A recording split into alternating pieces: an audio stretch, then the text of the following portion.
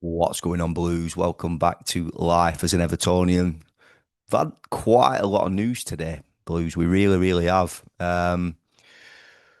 We knew, we knew this one was coming. Seamus Coleman, Captain Coleman, signs a year extension to his contract, taking him into his 17th season next season at Everton Football Club.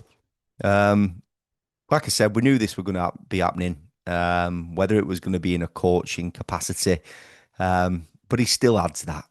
Let's be honest, Sherman's voice vocally and what he is as a man, as a pioneer of this football club, how he conducts himself, how he's there for as part of the senior group at Everton, how he's there for the young players at Everton. Um, it's deserved. It's a deserved extension to his contract. Um, and yeah, Seamus is going to be there taking us into the Hill Dickinson Stadium at Bramley Moore as Everton's captain next season. For how many games we're going to see him feature, we don't know. Um, but he's also been there for a lot of the young players coming through. And we've heard today potentially Jarrad Branthwaite next week is going to sign a lucrative 5-year extension to his contract at Everton Football Club, keeping him there until 2030. Um, this is only a good thing for Jarrad, for his career. I feel like he is at the right club to develop himself. And let's be honest, we know that he could potentially be playing Champions League football for anyone in the league. A left-footed centre half. Um, there's not many about. The lad is Colossus. And let's be honest, if in the future, a big move comes in for him, like a Real Madrid, he's worthy of a move like that, in my opinion. We're not going to stand in the lad's way. We're only going to get ourselves a good deal for him. Um, so really great news that Jarrad and Seamus, they're going to be locking down. Obviously, Seamus a short term and Jarrad a 5-year lucrative deal. Um, Adrissa Gay,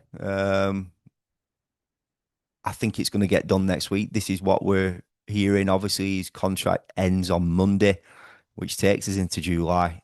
And I've said on previous videos, and we all know, I feel as fans, as Evertonians, as a club, I think July is going to be massive for us.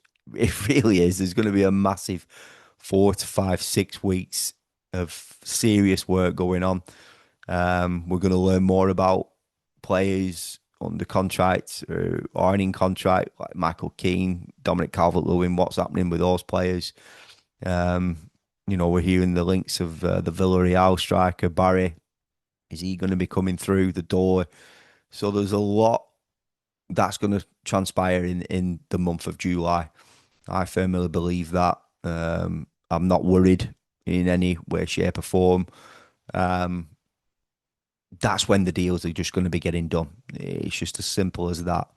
Um, I got my tickets today for the Roma game, and obviously we've heard as well that there's going to be a Legends game after the first team of Everton facing against Roma. That game at 3 p.m.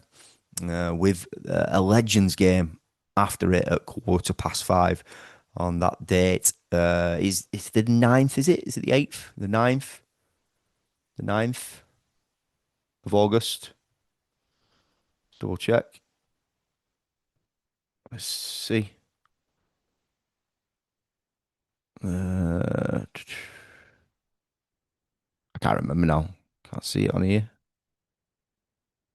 Yeah, 9th of August, Saturday the 9th of August.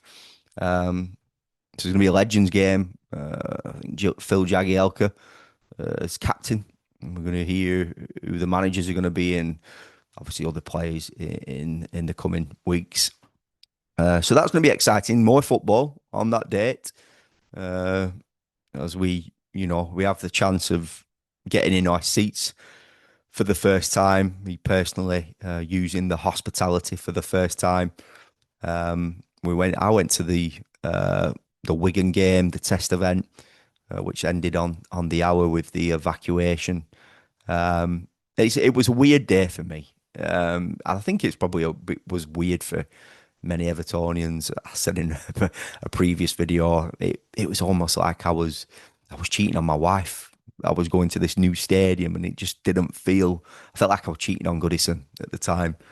Um, but Goodison now is a thing of the past. Obviously, the women's are going to be playing their fixtures there, and we can always go and visit it. We didn't know what were going to be happening with Goodison at that time. Is it going to be getting knocked down, etc.?